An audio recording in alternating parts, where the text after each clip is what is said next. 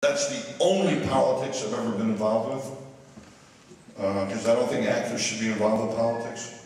But he was a friend, and I think he did the best he could as governor, considering that the state government in California is a mess.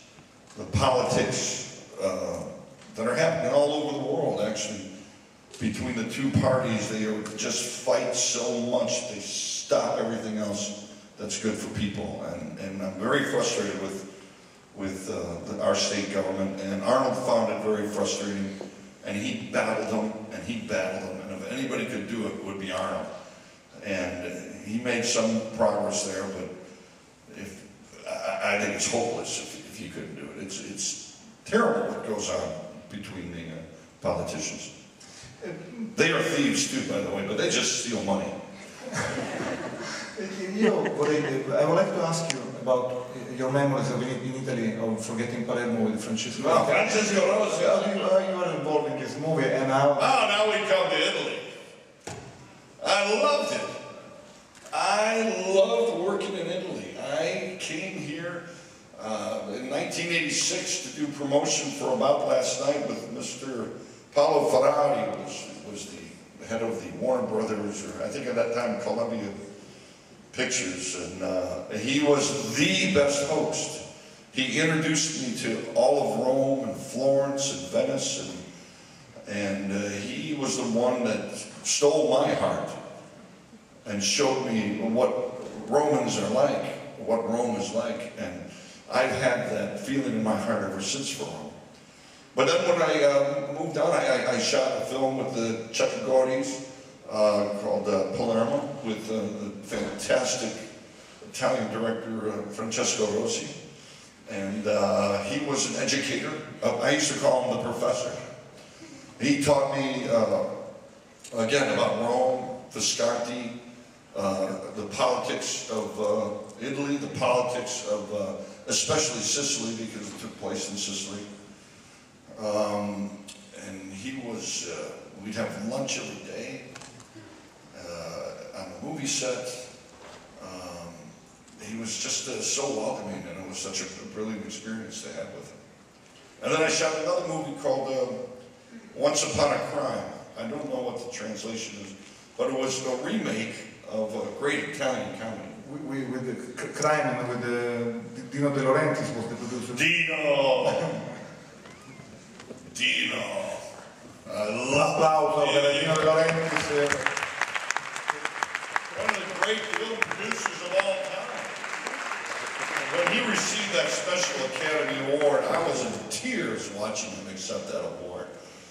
He was so wonderful to work with, and again, another host, a beautiful host.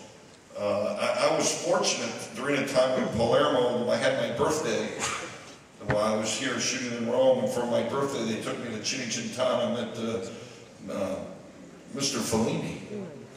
You know, I mean, I studied film in college, and we studied Fellini. I mean, that was it. I mean, he was the man. And to actually walk up and have him turn and look at you with those eyes and shake your hand and be so nice. And I felt like a kid. And I got one picture with him, and I still have it. It's about this big, and it's yellowing, and I'm thinking maybe I should make another copy. I don't want to lose it. It's one of the great experiences of my life. But many things happened here in Rome, you know, many things. Like I said, I honeymooned here in Rome, and I brought my children here two years ago, and they want to come back. They just loved it. So, would you like to do a movie in Italy? Another one, of course. Absolutely. Are you kidding? No, lo dico perché... Is there an offer here? No, lo dico perché ho visto, arrivo solo alla prima fila, c'è Alessandro Dalatri in prima fila, che sta lì con un regista importantissimo in Italia, quindi spero che da questa masterclass nasca qualcosa. Oh, yes, let's talk. Let's talk. That was a bunch, absolutely. I just love it. I love it. Well, again, I said earlier, I love how serious the Italians take their entertainment. I am as committed and as serious and, precise and intense, as my wife would say, about entertaining. I mean, the irony is it's very serious business. Before opening the question to the audience, I would like to ask you about another passion of yours, that is music. Well, 1993, 94, I think it was, we opened a business called the House of Blues with Dan Aykroyd and many other investors. And Danny wanted me to do the Blues Brothers with him. And I said, Danny, you know, that's John's thing. It's, you know, I've been working my whole career, you know, trying to do my own thing, and I can't just do John's thing. That's too weird. It is not. That is not weird at all. It's like a giant law firm. When one of the partners goes down, the brother comes in and takes over, or the son takes over. Absolutely not. To keep the legacy alive, you should do the Blues Brothers. I go, Danny. I mean, it's just, don't you think it's weird? It's absolutely not weird. He goes, it was in his will. It was in his will that you are to take over the Blues Brothers. I said, no, I saw the will. That wasn't in the will. He goes, this was a different will. A secret will. So I said, well, Danny, if you don't have a problem with it, then I don't know why I'm having a problem with it. Maybe it's just my own insecurity. So I started out singing with a band at the House of Blues. I said, well, I really don't sing the blues. He goes, well, learn. So I started with this band 15 years ago, and then we started getting jobs, and we made a couple albums. Actually, we made 3 albums, and so I tour with my band, maybe 40 shows a year. And out of those 40 shows, probably 10 of them are Blues Brothers shows with Danny.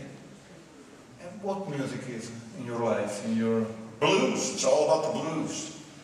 It's all about the blues. All about the blues and jazz, and I like rap, to be honest with you. I like earlier rap, I really do. From Grandmaster Flash to Tupac, you're some of the great rap artists. I don't rap very well, but I've been doing the blues, with Danny. Yeah, I have a good time. I got to tell you, when that started, I had been divorced for the 2nd time. I had done a couple movies that didn't do well. I was in a very despondent place. And once I joined that band and started to learn the music, it just accessed this passionate, joyful place. And it just opened me up as a man. And I'll tell you, it changed the way I act. It's changed the way I act with people. It's just changed my outlook in life. It's created a spirituality in me that I never had. And music is based in spirituality. So spirituality kind of finds you one way or another, and it found me through music. And I am just, I'm a joyful person because of it. I have a lot of fun. And what do you play?